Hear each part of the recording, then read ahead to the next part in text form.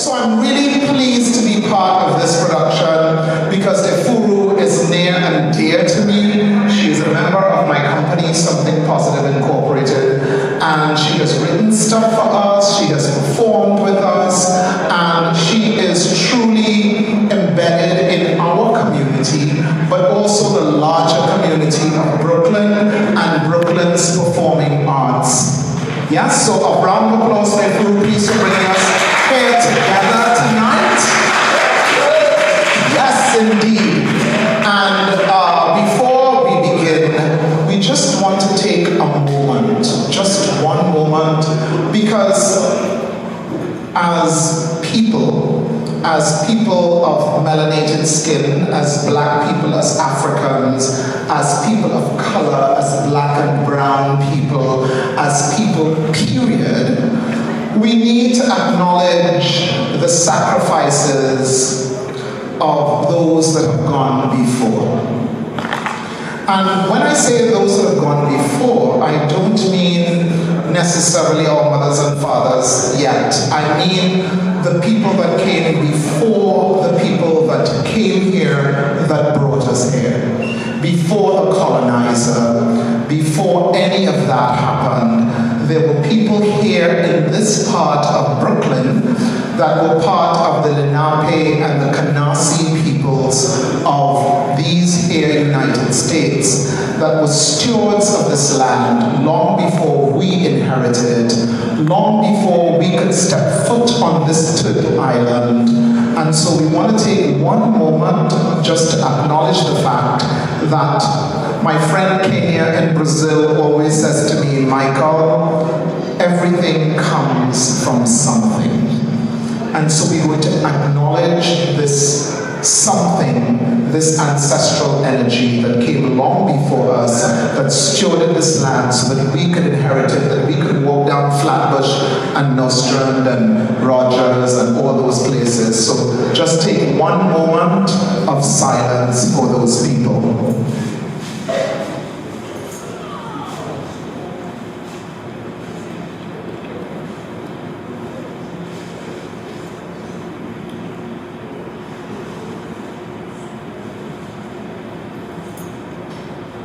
Thank you. You are a wonderful audience. Thank you so much. That was wonderful. That was profound.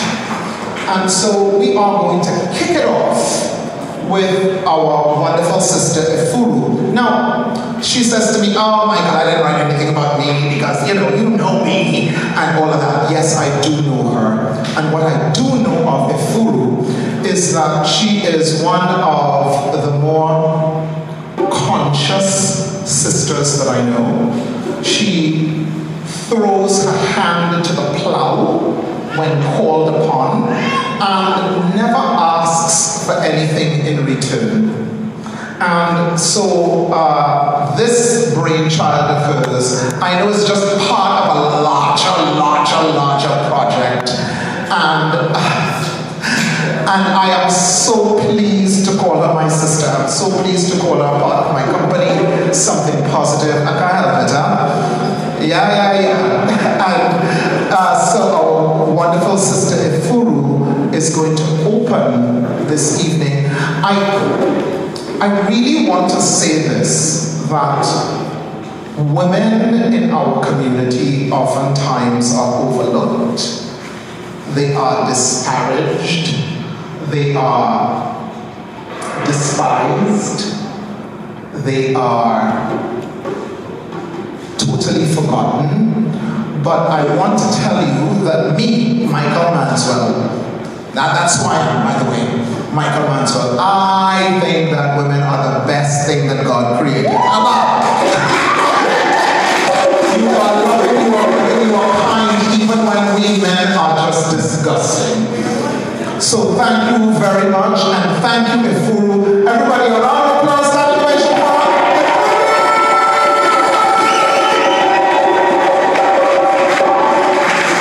Thank you, Michael.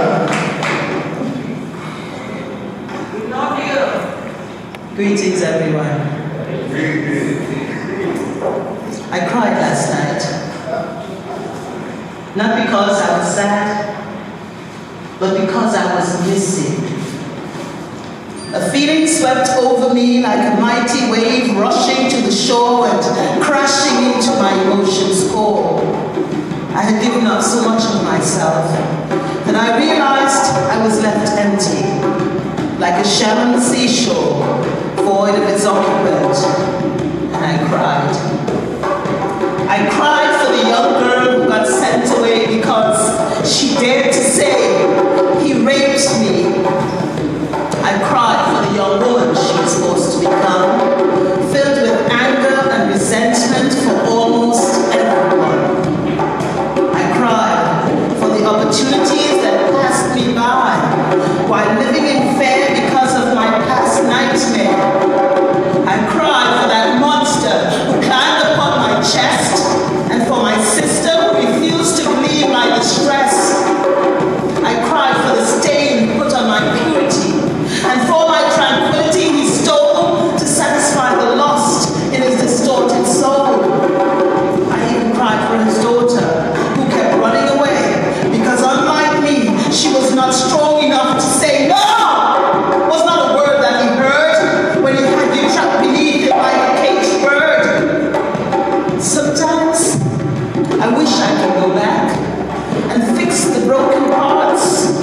Like pieces of a puzzle, they all make up my shattered heart. Living in a world where a monster has an angelic face, I'm trying so hard to find myself a place, somewhere safe. Oh, the emptiness I felt.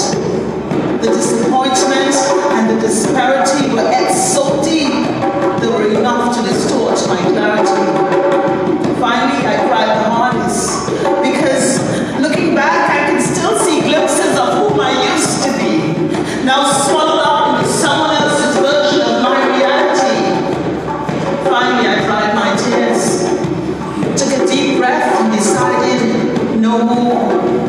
I needed to retrieve that which I lost along the way, that which I surrendered for the sake of having a place, only to realize that if it was meant to be my place, I would not have had to give up so much to be there. There was so little resemblance of myself, locked behind those walls of doubt and fear. Truth is, I wasn't displaced. I was erased. So, I sifted through the rubble, determined to reclaim what was mine. My resilience, my courage, myself, everything that I had lost over time.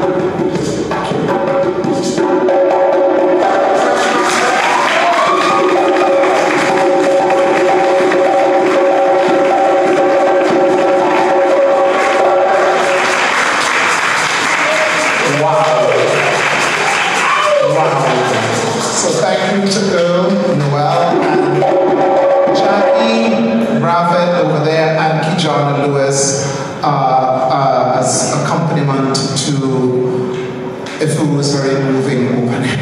I mean, I'm kind of breathless.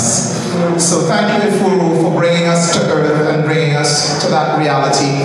I am, as I'm going through this, I'm having kind of cathartic moments. And in 1998, wasn't it that Dewad Phillip mounted something called Caribbean Theatre Week? And we gave it, and our deceased founder, Cheryl Byron, were vice presidents of that. And it feels as if that wave is coming again. There was a time when we had poetry evenings. There was a time when we had Caribbean theatre and drama, and maybe, let's see, this might be the beginning of something. So thank you, Ifuru, one more time for being part of the genesis of that. Round of applause, please.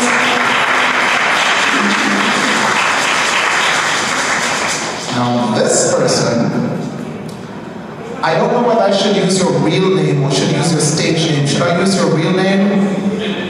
Huh? Okay, the government name. Okay, the government name is Craig Kirkland, aka Amaziah the Great. Internationally renowned nominated poet,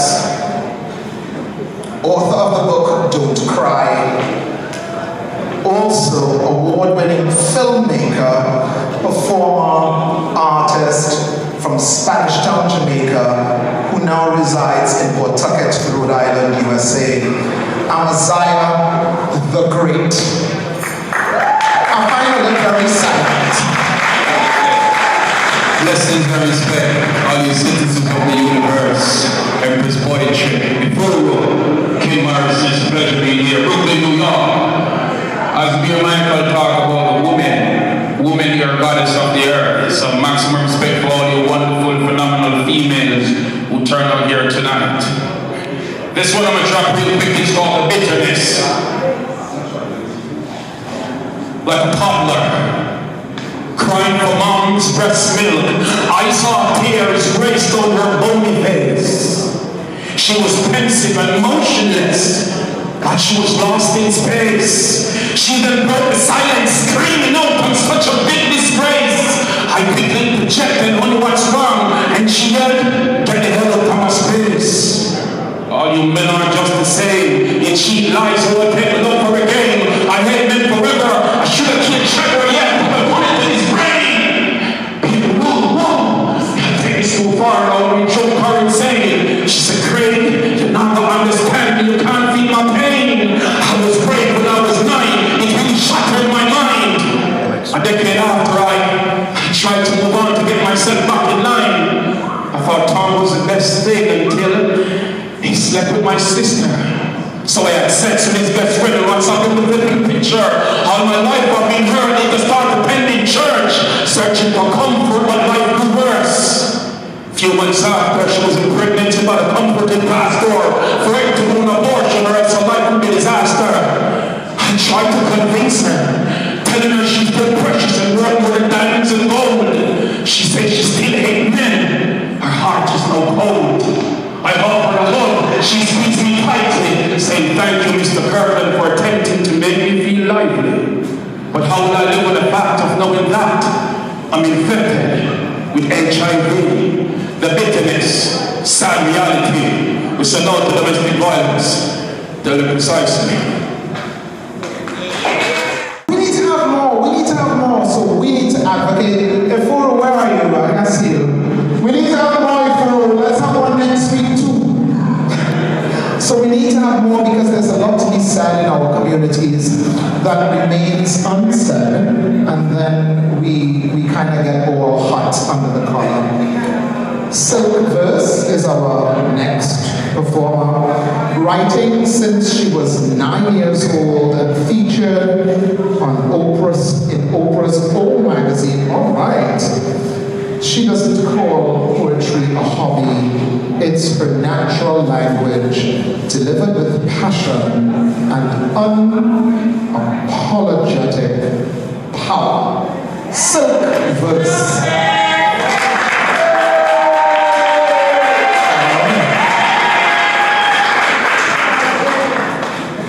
Can you guys hear me with this good? This piece is called I Still Feel You. This piece is called I Still Feel You. 20 years later and I can still feel you. Your salty sweat and heavy breathing on my neck. Your gigantic hands on my 12-year-old breast. Creeping up and down my skin. 20 years later and I can still feel your pee-pee smelling thing. It reeked with such a stench and that nasty milky thing entrenched all over me.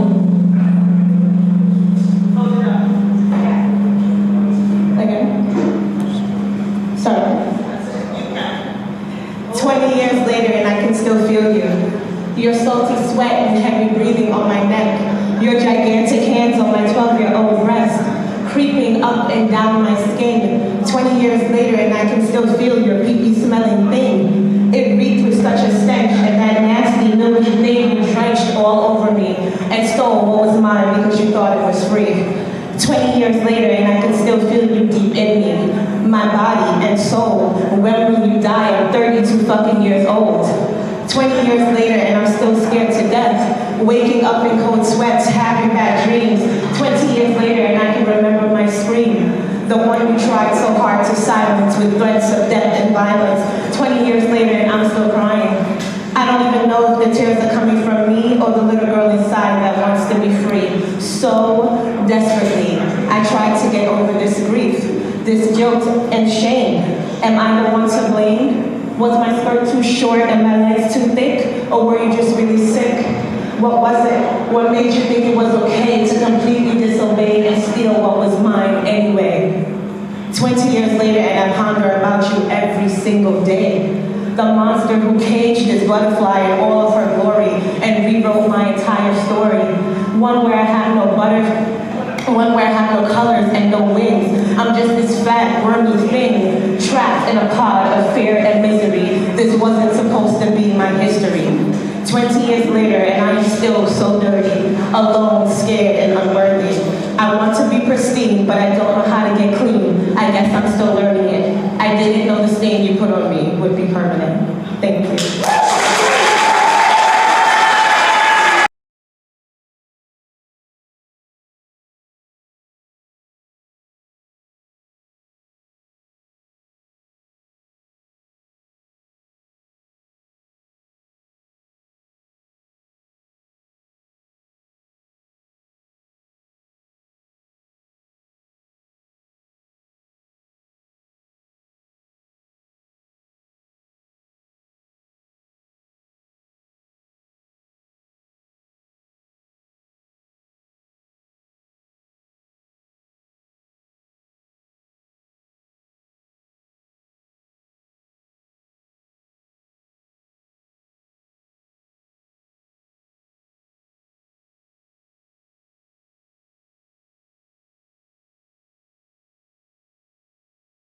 Because I've known him for a long time.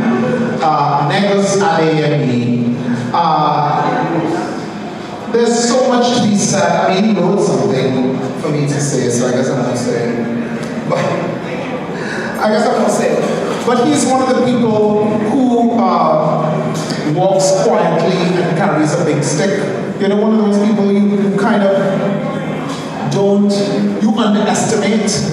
But when he says what he says, in the way that he says it, is always a wow. So Negus Adeyemi is an African, Caribbean, American writer, poet, spoken word artist, teaching artist, and author, born in Brooklyn, New York, to Bajan parents, and known as Bajan things. But anyway, he is a dynamic performer who writes to uplift, enlighten, and connect. Negus Adeyemi, I have to tell you, his dad was, one of the, some of you may know him, one of the major proponents of music here in New York, but also in Barbados. So everybody, let's hear it for Negus Adeyemi.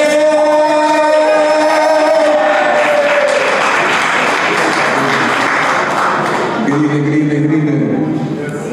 Alright. On these streets, all I see is menstruation, and the cycle continues.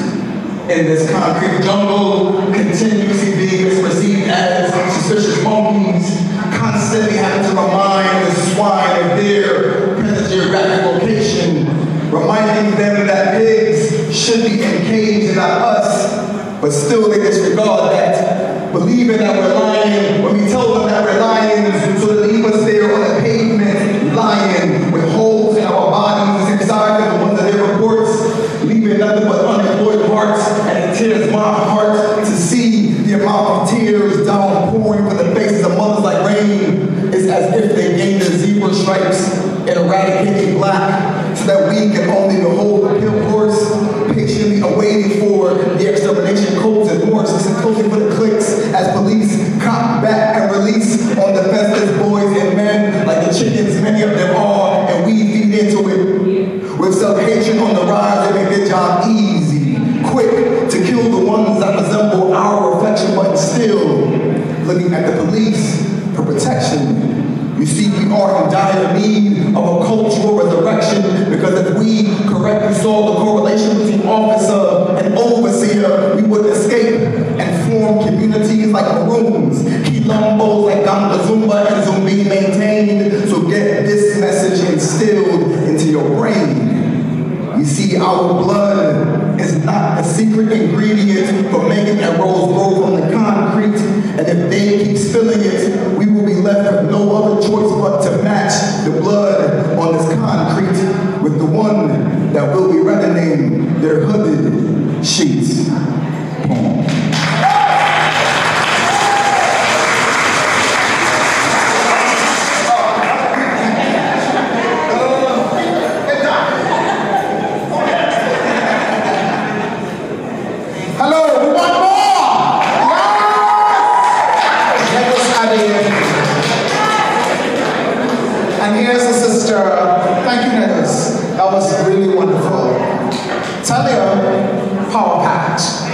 This is an evening of treasures, and I want you to remember these people.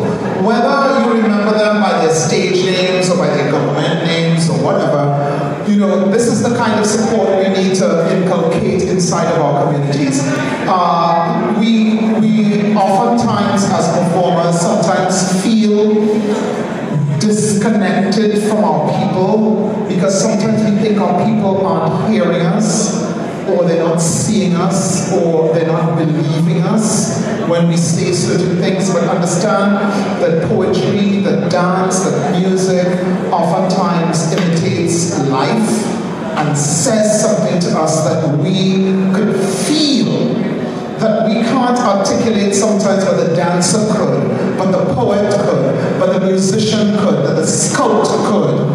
And so we want to make sure that we remember these people, that we understand these people. This is the beginning of something, people. I know it. I can feel it. I know it. This is the beginning of a new era. Yes! So, I have to call her my friend. But I didn't know she was a poet. That's what I mean. Listen, I have known her forever and ever. But again, I didn't know she was a poet. So that's what I'm saying. We need to become familiar with the people in our communities that do what they do.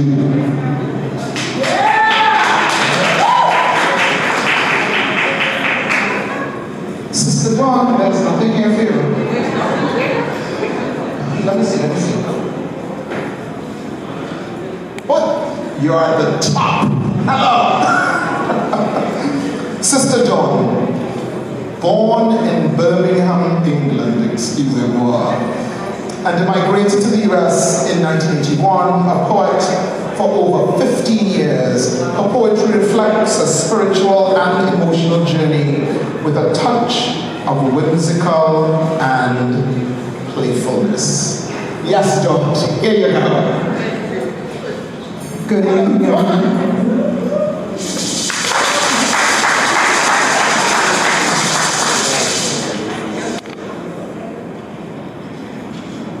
Good evening. This poem is called From Past to Present. My past created the woman I am today, a warrior queen, powerful, spiritual, and unapologetic. 18 years old, coming to New York, a dream I longed for, but my feet carried me into rivers of pain and anguish, feeling like Cinderella lost in a tunnel of abuse and longing to be sent back home to the love of my family. That was so familiar, that I was so familiar with. But I didn't want to give up. I wanted to be loved right here. And then I found him. Or so I thought. The love of my life, 6 foot tall, handsome, with a smile as wide as the universe. He gave me a ring and promises that shone as brightly as the stone I wore on my finger, so shiny and beautiful. Promises made to my ears and my heart that marriage would soon give me the escape I needed from my previous torment. Then would come the happily ever after, the marriage would soon give me the escape I needed from my previous torment. Then would come the happily ever after, laughters and our desire to hear the patter of tiny feet would fill our hearts with all the joy that now engulfed us.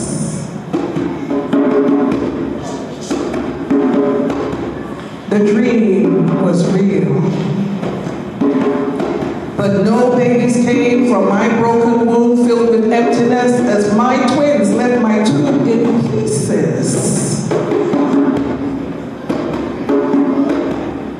I cried, I suffered, watching others push babies in well-made strollers.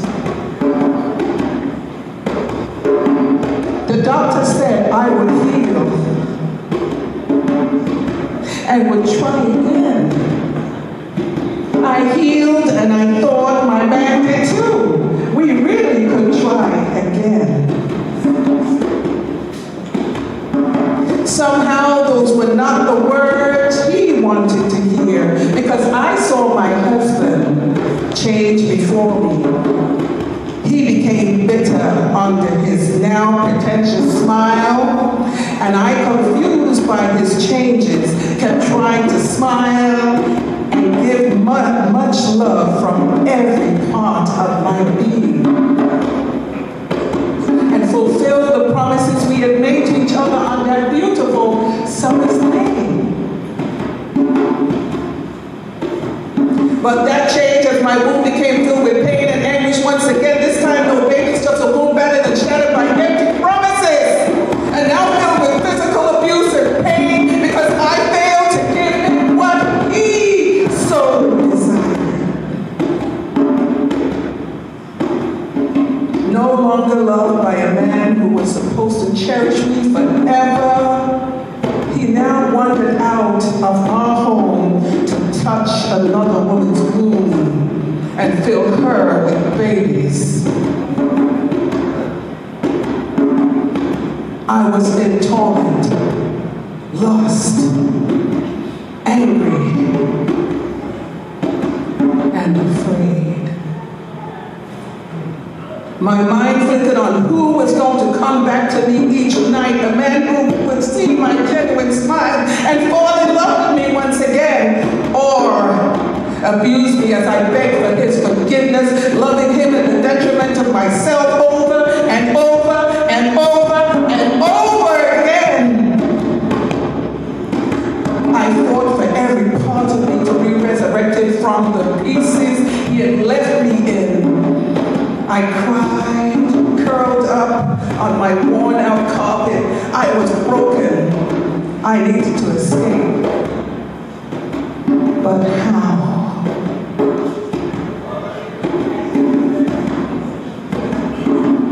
The universe had other plans. See, I found faith in Nichiren Daishonin's Buddhism. I chanted my way out of the violence and left with my life intact. When he showed up at my door, he saw the warrior that said, "No fucking more." I was no longer afraid, and he knew from my eyes I would fight back like Tina Turner did in her own story, "Nam Yoho Renge Kyo." He left. I healed. I let old stories go, and my womb healed into something beautiful. I made plans. I created my own story. I was no longer a victim of the victor, real and unapologetic. I asked her to send me my children from other mothers, and they came pouring in. You who belonged or needed a place to lay their burdens down, to feel love and care, I had to offer. Helping them to heal from their own scars and showing them how to share their own stories. So the loop of love never ended. What joy it brought.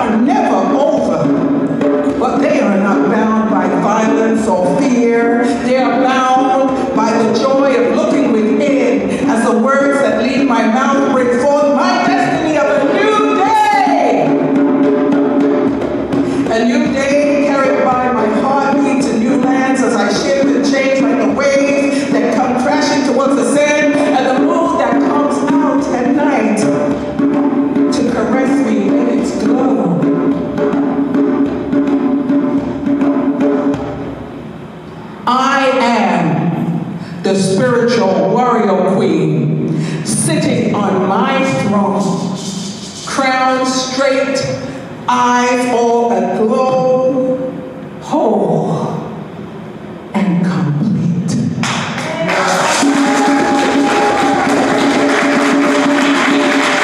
Oh my God. Yes! Whole and complete. That's what we want to hear. Wasn't that wonderful? Absolutely. Empress Poetry is up next. Bajan, born in Brooklyn. Well, a Bajan born, Brooklyn based. Oh Lord, oh, that's going to be confusing. The work moves between the personal and the communal. And that's a very important note to make. Very important, the personal and the communal. So here we have Empress Poetry. Do I have to cue you every time? This ain't like, come on. Empress! Good evening, everybody. It is not that cold in here. I'm gonna try that one more time. Good evening, everybody. Alright, welcome to Embers and Emotions. She was a soul burdened by fear and rejection, a shell of the woman she was created to be. She was a battered bird whose wings had been broken, an apple that had fallen too far from the tree. She was angry, bruised, and bitter. Her words fierce like venomous lava, uncute. She fought just to prove she's no quitter.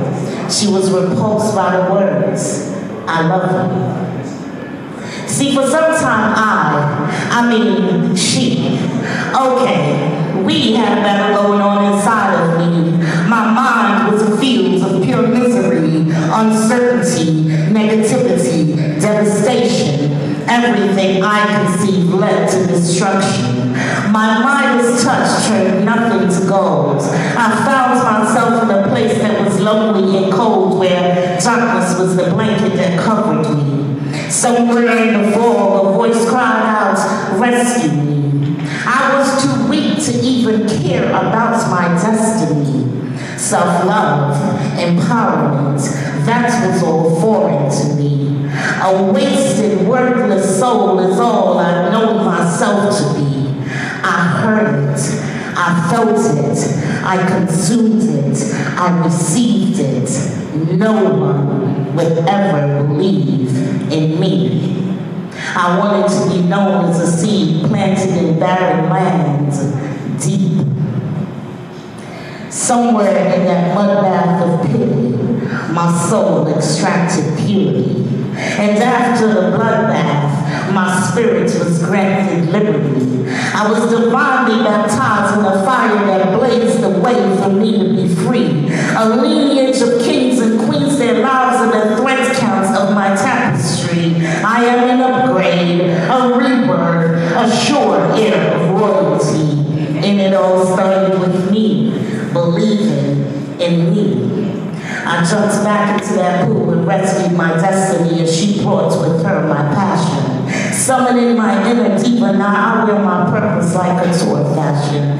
I now storm this stage of an inspired pump. Head up, back straight, can't keep my crown on if I slump. What was once my runaway is now just another stage.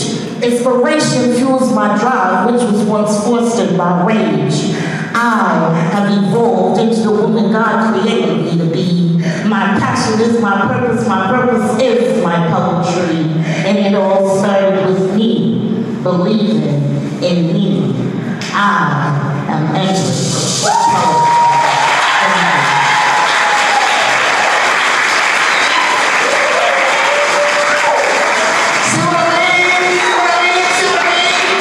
I'm not lying, or I could lie.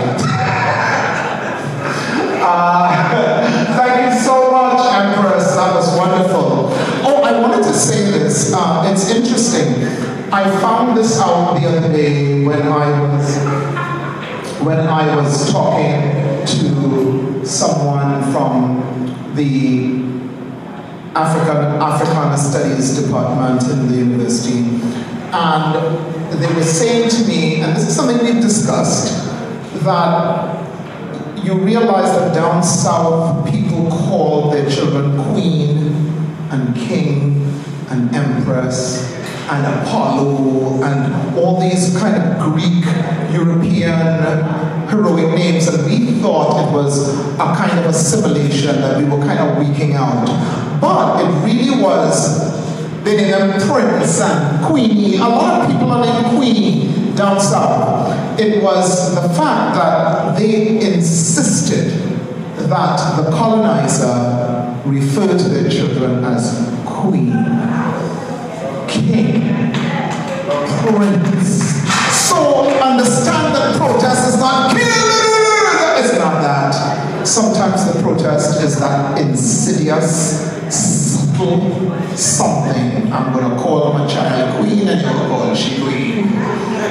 That's it. And so sometimes it's a bitter pill for them to swallow. So when they sit around the table, they have to call on their servant, and their servant is called Queen Helen. Who you calling? So, as we close out this first half of our wonderful Embers and Emotions, this is the emotions part. I was just told this is the emotions part, so we don't get all up in the feelings and all kind of stuff. You know, these young people. We have another outstanding poet. In fact, everybody so far has been outstanding. Don't you agree? Yes. Bernard Coburn was born in Jamaica, now resides in the US. He is a published poet. And to ensure that you know, he has 2 books on sale here. The Honey Bee Chronicles, and it's a hardcover. Hello. Wow, this is cute. Sorbet and sweet potato pudding. I love it!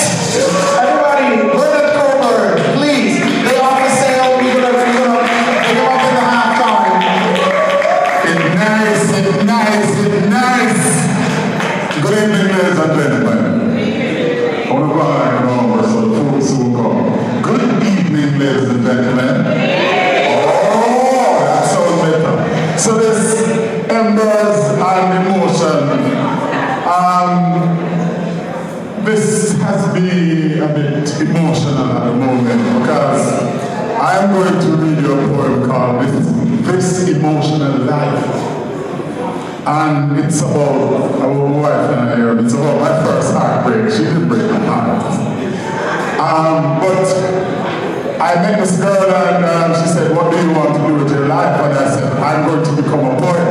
And she said, then where are you feed me poetry up here? But when I look and see all you beautiful people paid to come here to see us this evening, I just want to say thank you. Emotion running right out. Yeah, on that clap. Don't shy. Clap. No, I like it. Thank you. Okay, so this emotional life, subtitled My First Heartbreak. I remember when I loved you, dressed in the ineptitude of youth. At 18, I was green, leafing through Lawrence Tavern mornings in beautiful delirium. Life was different then, magical. Taking Fridays off to stand at your gate at gate, you had the prettiest legs, shapely, oh, smooth, and I was in love. Spending work days daydreaming and nights knowing that I would be seeing you the next day beneath the Willibon Longer tree. I remember the village. Old houses sheltered us. The school, primarily for learning, became our place of tryst. The center, community shared, but ours to lay bare love's lotions enclosed us protectively. Thick, gone, grown bushes became our ample allies. You broke my heart. It took me 40 years to write you into my life. Truth is, you never left. The start is always rocky, cloaked in ignorance, innocent expectation, and mystery. You wrote the first chapter, foretelling the people we would become. Prickly pine prickings of a yesteryear yet to come, united by the thought that we were misunderstood. There was more to you than I knew. Adult already, you were shaped by a motherhood hidden from me by fear. Unbelievably, as young as I was, I would have understood. Conventions learned were starting to matter less. Pitiless in my rejection of deceit, real or imagined, I rebelled against the love you practice in your youthful adulthood. Your friends knew more than I could. Motherhood bound you through shared experiences. A jealous friend told, none too subtle in her delivery. Your girlfriend had baby. I was devastated, learning early to mask hurt. Deception stung like scorpions. Biting my lips was easy. I feigned nonchalance, then bled from an unseen wound. For years, tearless I cried, my heart a minefield, my smile a battlefield shield. Simplicity is not for the simple people, neither are the king's robes for beggars. I wish to thank you for the foundations you laid bare. The first cut hurt, merciless blade sliced through naivety, fast-tracking me to manhood. Today, I wish to thank you resplendently. Thank you so much, and just want to say, I just went, the train is in the house, we're going to say, you're fast, are fast. So I went to the opening man book, sorbet and sweet potato pudding. And I was thinking, but we all adults in here, right? You know what I open on? And I've been thinking that we all need to purchase this book. It was a very interesting poem. Nipple on my tongue. I think we all need to buy this. It conjures up so many images. So the book is for sale. Sorbet and sweet potato puddings here. It's 50, it's hardcover, and he will sign. And the other one is called The Honeybee Chronicles.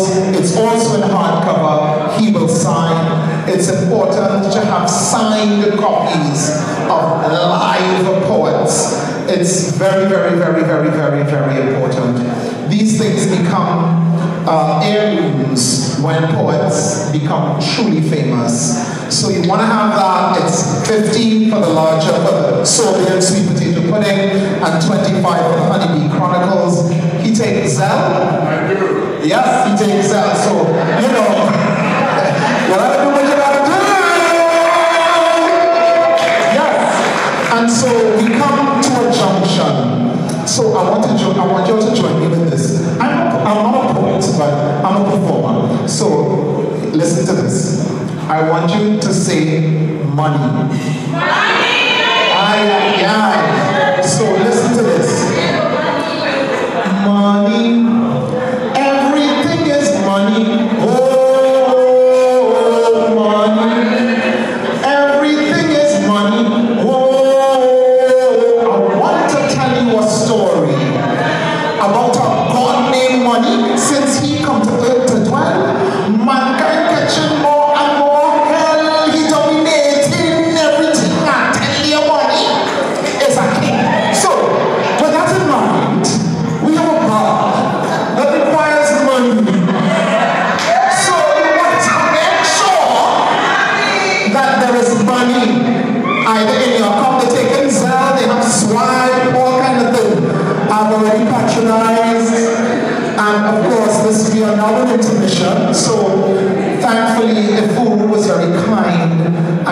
provided us with some victuals in that anteroom over there. So you are welcome to go and partake. And of course, money for the bar. Thank you very much. We'll catch you back in a few minutes. Thank you all. Round of applause for food, please.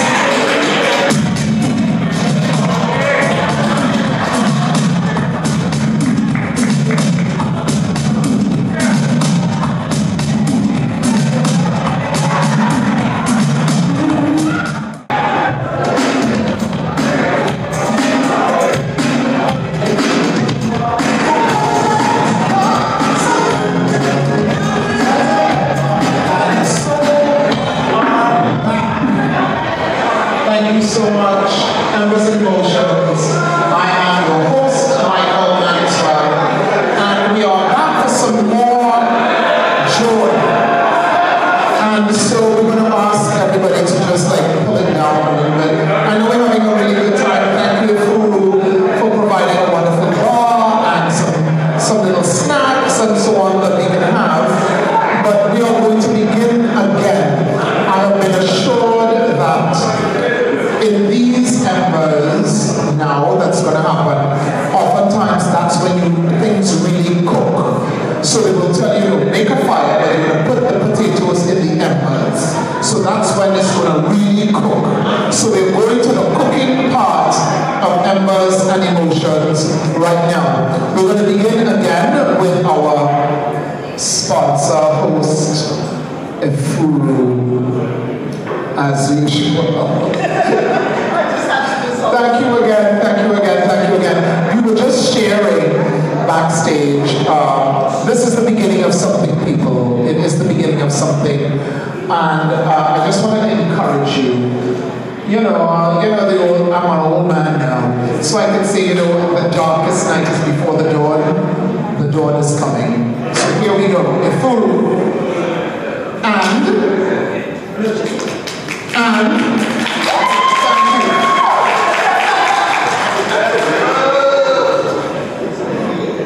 I'm back. This piece is called Enough. We had the emotional part. I cried, but that's okay. I'm not crying anymore. I'm sorry.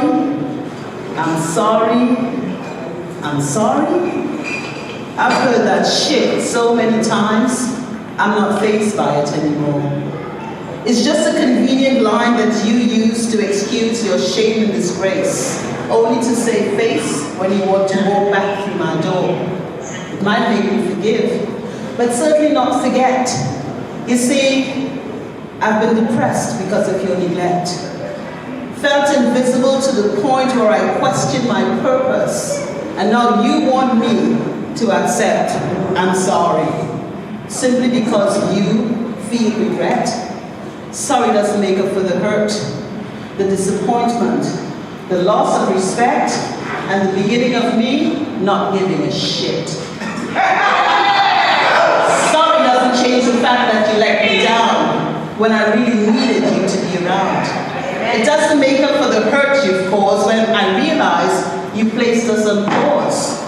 Maybe you thought that there was something or someone more deserving of your time and energy.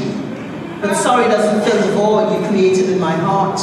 When you felt the need to venture out and become a part or fill a vacancy you felt more deserving than me, only to discover that you were caught up in a game of snakes and ladders. While you were sliding down, they were moving along, leaving you to crawl back to me with your pathetic, I'm sorry. But how could sorry mend the years of broken promises, broken trust, broken me, broken us?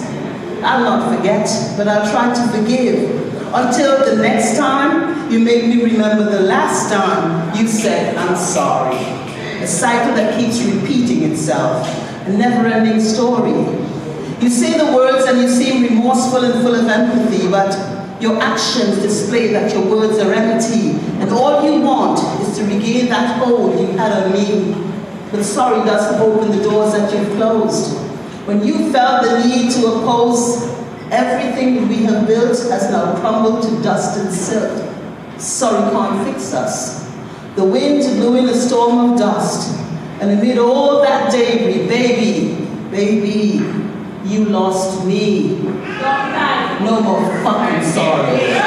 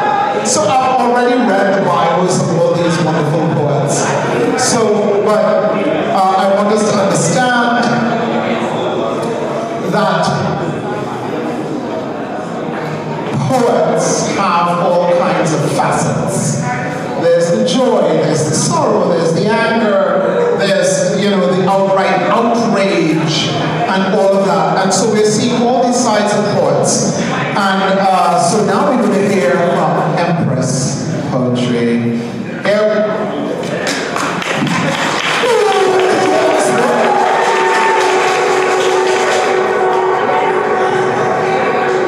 Alright, this piece is entitled Lioness Arise, and it's dedicated to each and every one of the sisters. But I gotta tell you, brothers, you won't hear me say lioness, but it's to the lioness too, okay?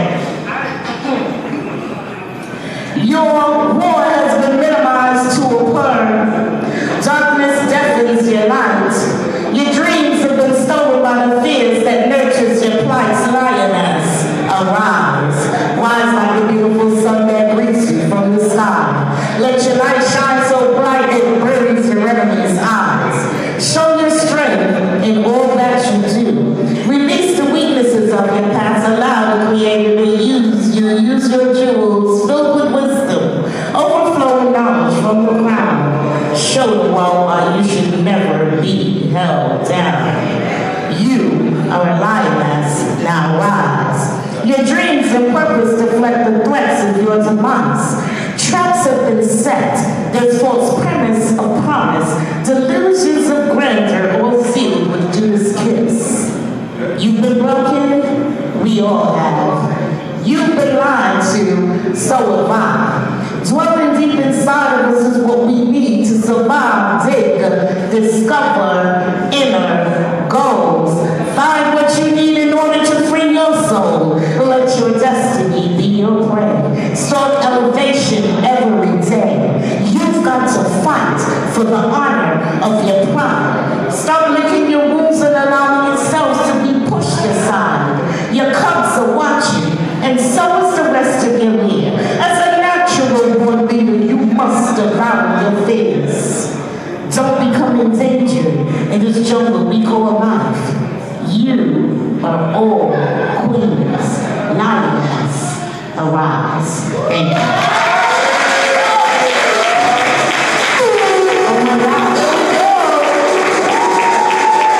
Inspirational, to say the least. You know, we are. I had to tell some of my students the other day that we were talking about enslavement, and because it's Black History Month, blah, blah, blah, blah. And I was saying to them something that Cheryl said to me, Cheryl Baye, who's with the ancestors, who said to me, Michael, remember, no one steals anything that's not valuable. Hello. So understand that intrinsically we are valuable. Finally silent, but okay. Amaziah the Great. Where is he? The Great!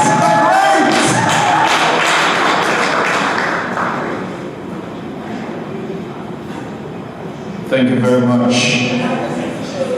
Thank you very much. It's quite fascinating to see all the phenomenal females here tonight.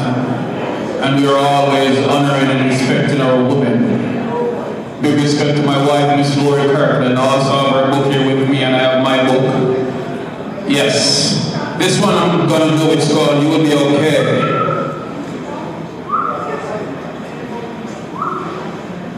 Empress Poetry, Kim Morrison. Ladies, you are remarkable. You are strong. You're one of God's greatest gifts. Follow him and you'll never go wrong.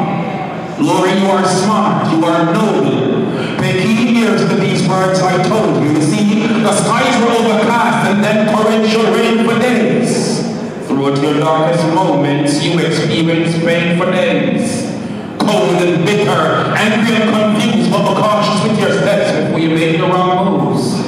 And if you're feeling a bit empty right now, somewhat unsatisfied, fret not, for God already sent an angel to be your child guide.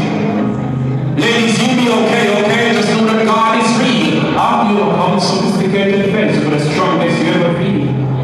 You are remarkable, you are sweet. So trample all the hypocrites beneath your feet. Be patient and pray more, you'll be okay. Forget about them who not believe in you, ladies, they got no time to play.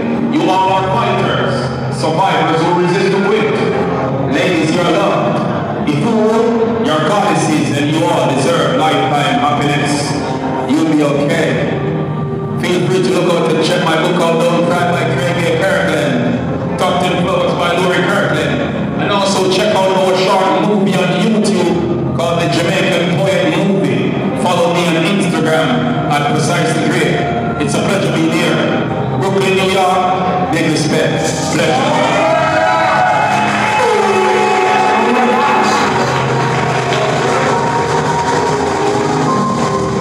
So, Amaziah the Great. Again, we're going to give ourselves that pip on the shoulders. We name ourselves King, Queen, Apollo, whatever, all the heroes, because those are the things that are recognized. And in so doing, what we do is that we take on the mantle of greatness. And it's not a mantle of greatness that is arrogant, but a mantle of greatness that understands that with all great gifts, there is great responsibility. So we want to make sure that we are responsible, great people. Yes? And now we have Sister Dawn. Yes, Sister Dawn. Listen, I did not know this one was a poet. She would make these babies say to me, man. Oh, well, listen, you're not hidden. You are not hidden. You are wonderful. You are great, Sister Dawn. You are Sister Dawn. Aurora. Thank you.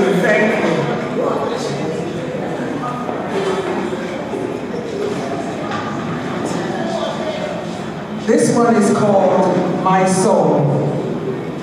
My soul is covered in the rhythm of the Caribbean, played on pieces of iron and the drums of various beats. Oil pans bringing up the heat, giving my hips something to talk about, giving my lips something to hum about, giving my arms something to sway about, giving my feet something to stomp about. Bam-ba-da, bam-ba-da, bam-ba-da, bam-ba-da. Music is a drug for me, you see. And if this is what it means to be in ecstasy, then please don't take this rhythm away from me.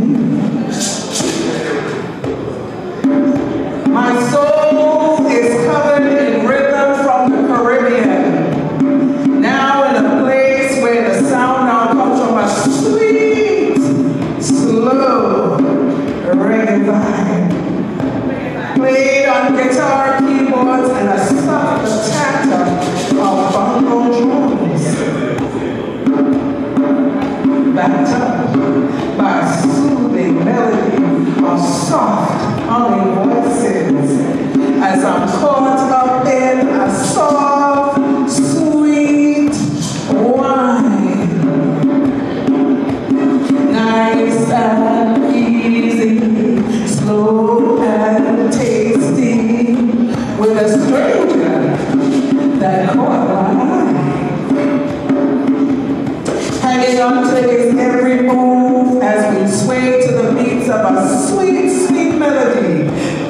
locked in hip to hip, creating heat where it needs to be.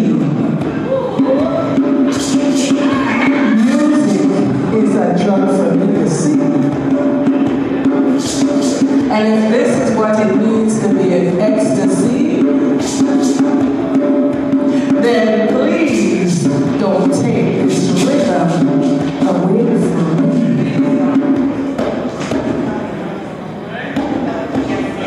My soul is covered in rhythm from the Caribbean.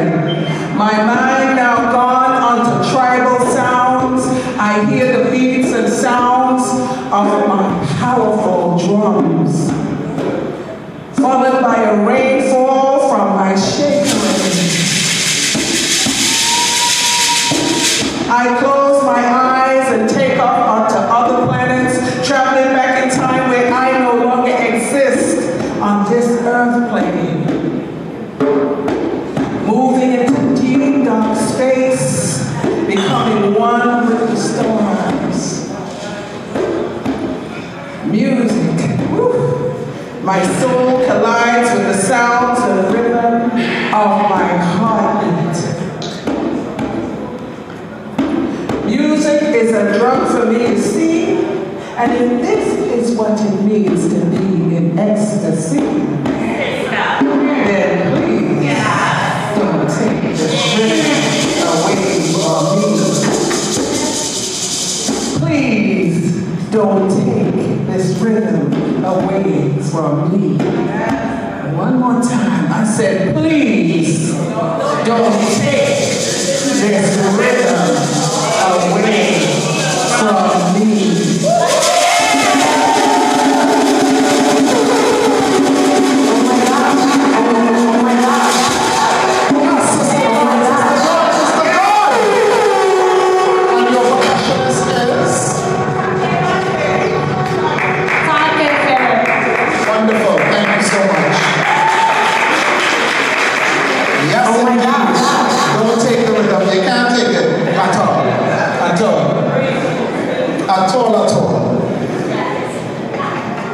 We are going to invite back to the stage Bernard Coburn. Don't forget sorbet and sweet potato pudding, nipples on my tongue, etc. Just saying. I think it's a hot piece. Thank you, my brother. Thank you. Poets have many sides, that's what he said, right? And we're bringing the fire now. Like, really fire. So, are you familiar with a writer called James Baldwin? Yes. Name one book we write. Another country. Alright, and we'll talk about fire next time. And I was reading one of his essays, Stranger in the Village, in which he described a sojourn in a northern European village where the people had never seen a black person before. So they would come up to him and see if the blackness would come off his skin. Ignorance is universal. But he had a good time with it until a woman came to him and told him that she was collecting money to send to Africa to buy some of his underprivileged and wild cousins in Africa so that they could be civilized and Christianized. And I thought at that moment, the word invaders came into my mind, and I said to myself, we should have killed the first ones.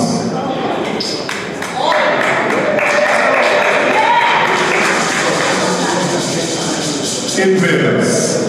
And this one, I had to change the title from Invaders to Preemptive Strike. Because if we had struck first, what's happening and what happened to us over 500 years would never have happened. But let's go for it. Every now and again, I'm going to point at you and you're simply going to say, we should have killed the first ones.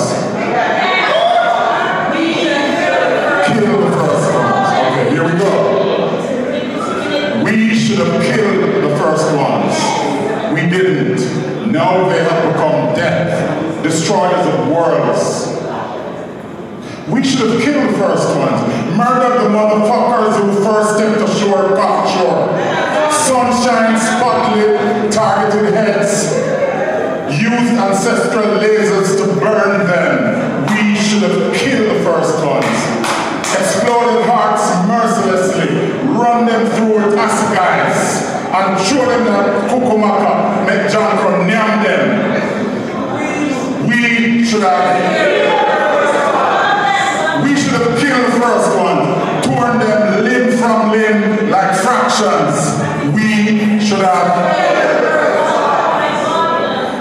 killed the first ones, the ones who stepped ashore with bluster, excommunicated, starving, scurvy-laden, wind-blown savages. We should have,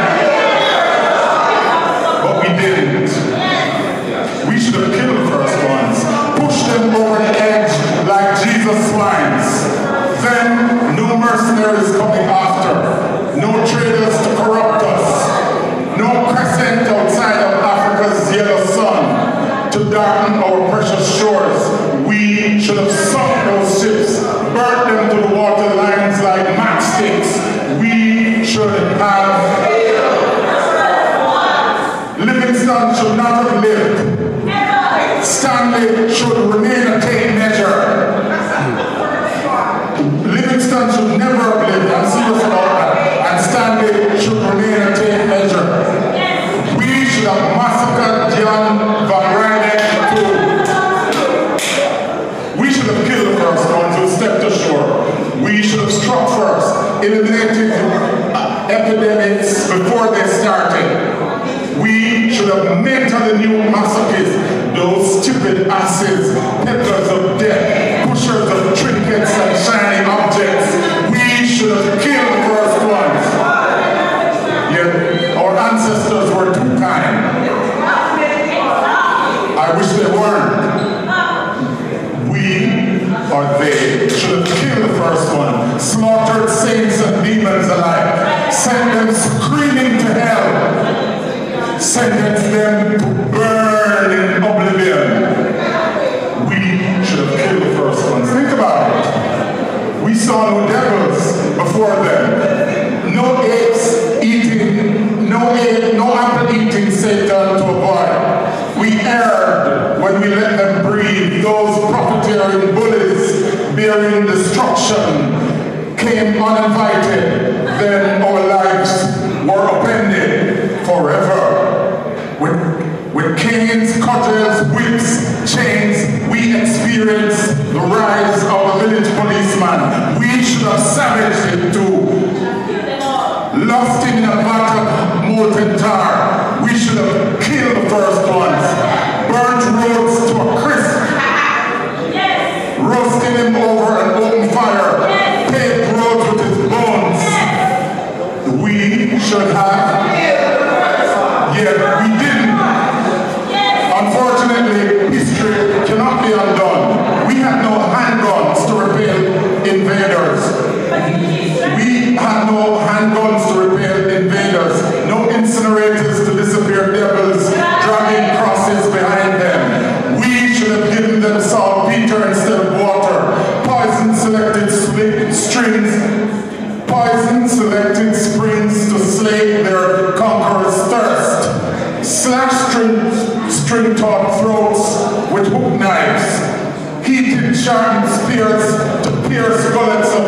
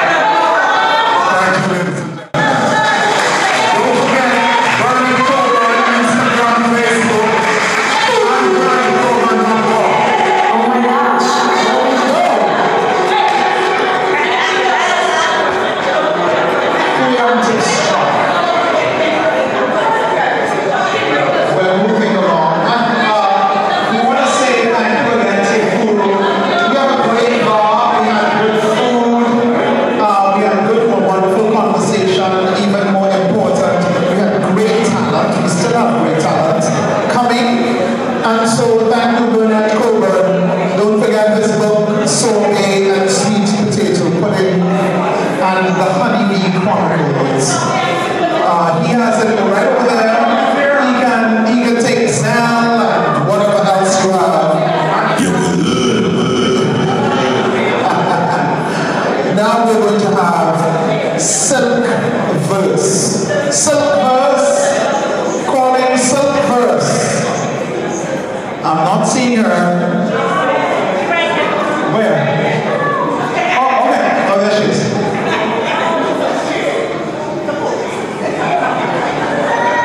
Silk verse. There we go.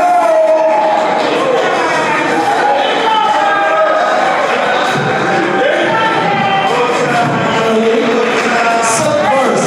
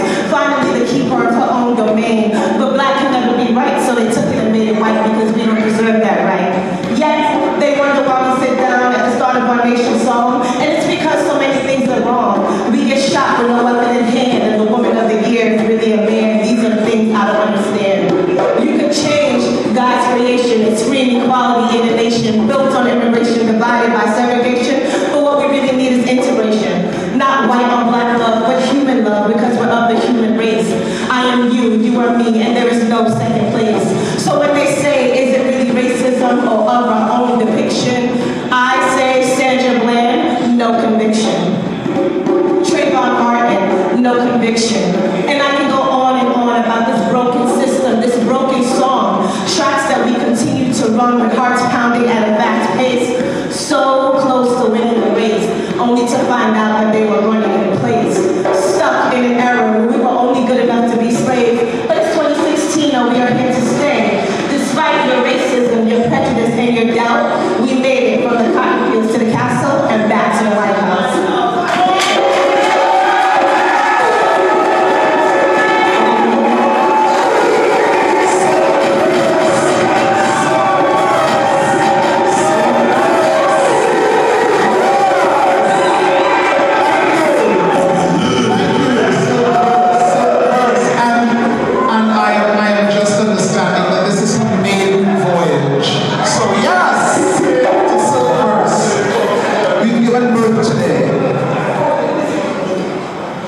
here comes my friend that you heard in the first half, Negus Adeyemi. Here we go. Negus Adeyemi.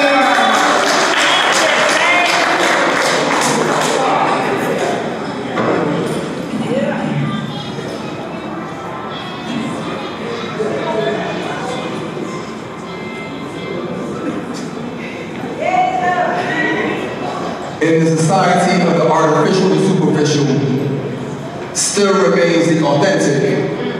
You can remove our original names, our spiritual practices, our drums, try your best to have us all beat. You can even remove our feet like Kunta, but with this hand I am still going to eat.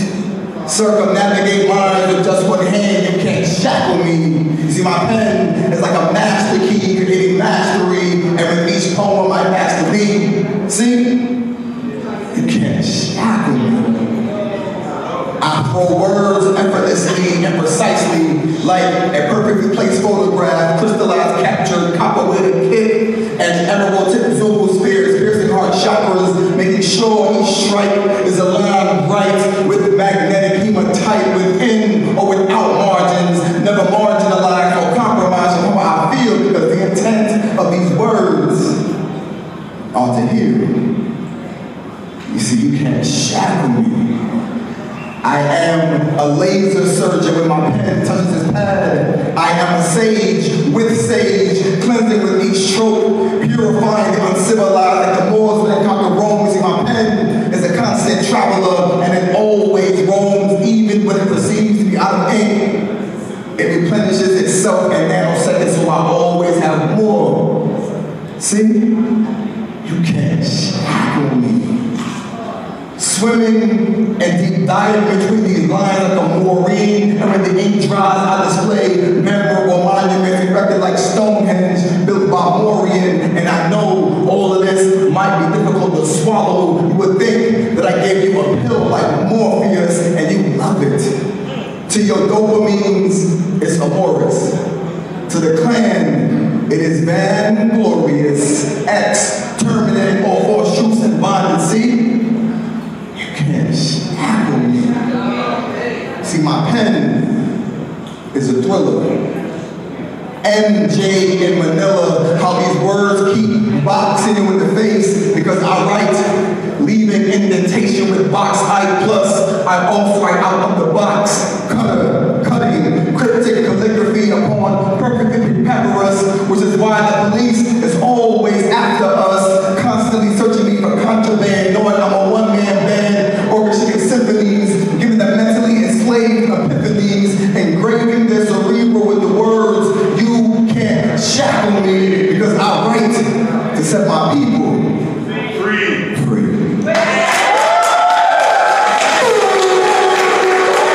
Oh my gosh.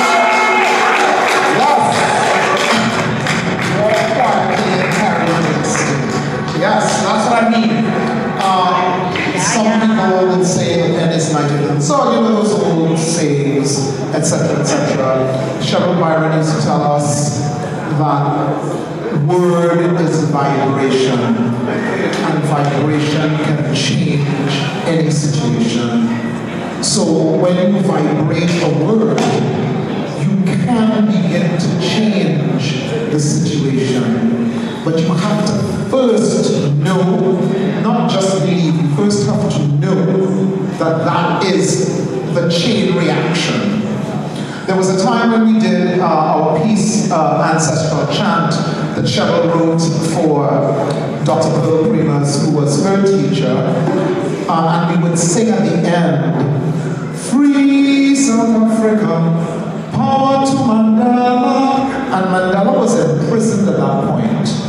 But we believe that by starting that vibration, it helped to ensure that Mandela became free. And you have to take ownership of your vibration.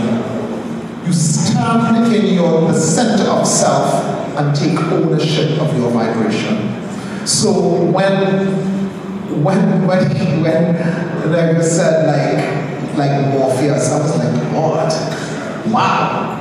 because Morpheus is the god of sleep. And oftentimes our people are sleeping because we drank the Kool-Aid. And the last people that drank the Kool-Aid, dead. I was old enough to know that they're dead when they drink the Kool-Aid. In Guyana, 19 wherever.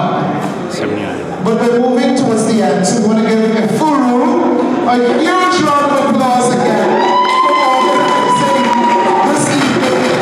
We got to come and express ourselves and feel community, because we're now a community, we're now part of a Furu's community. And I hope a Furu that this is going to continue, that this is not just a shot in the dark, that you and your group of poets are going to continue this vibration. So here we go.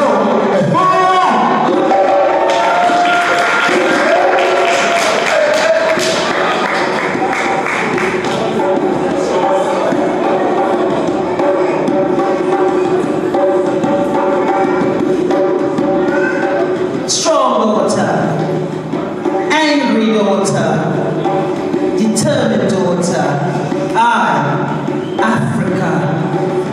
Black daughter, spiritual daughter, queen of the Nile. Black is you, black I am, black is everyone. Mama! Mama! What can I do, Mama, to rise above this oppression? Mama, oh Mama, I've cried. Nights and days I've cried, Mama, to rise above this oppression. Wicked man! You! Wicked man! Here in a new life, new space, new time, I still can't get what's mine. I've seen you whip and lynch our fathers and brothers. I've seen you abuse and rape our mothers and sisters. Now look where we stand, back at crossroads wondering, where do we belong? You're holding on too long. You're holding on too long.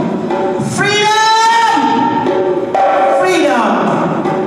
Oh, Mama, I know you hear the cries of your daughters and sons, so you know how long and hard we've been fighting for our freedom. But when you look around, Mama, you can see this. This is a new kind of slavery. Our plantations and our offices are overseers of clocks. No matter how hard we work to be bosses, where we start, this is where we stop. In this reality, it's not our bodies, but our minds, they still hold in captivity. No more whips, Mama! No more chains! But we can't stop feeding the masters disdain. And whenever we look, we're at the end of the line, always hoping and praying that one day our light will shine. But tell me, Mama, when will our time come? When will we rise above this oppression? We've been struggling for far too long. Isn't it time for us to sing our freedom song? We want freedom for all the years of oppression. We want freedom for this new generation. Oh God, Mama, we want our freedom.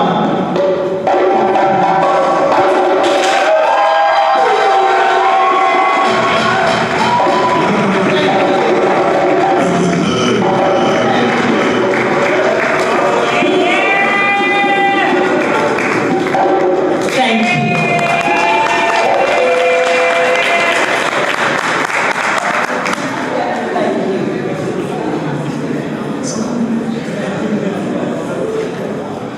So we, unfortunately, I think we could go for another hour or so, you don't think so?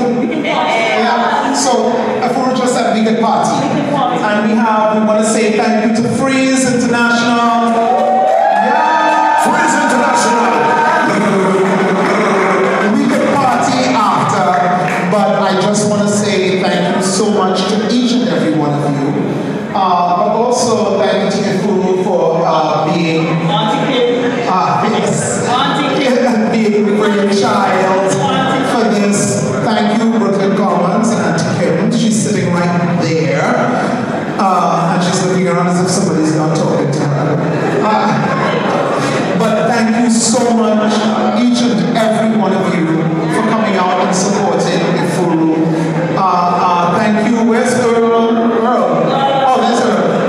you so much, Earl. Thank you so much, Kijana. Thank you so much, Jackie. Each and every one of you. All the performers. Here's what I truly want you to do. If you can, please, one, remember who they are. That's the first thing. Remember who they are. Take their card, buy their books, etc., etc. Make sure that you know who they are, so when this, an event like this comes up again, you can say, oh, I know that person. I was in a Furu show and it was da-da-da-da. Yes, and so again, thank you, Furu. You have really brought us together. This is the beginning of something, people. We are at the beginning of something. We are going to make change in our community. Thank you so much. I am your host, Michael Maxwell. Let's party.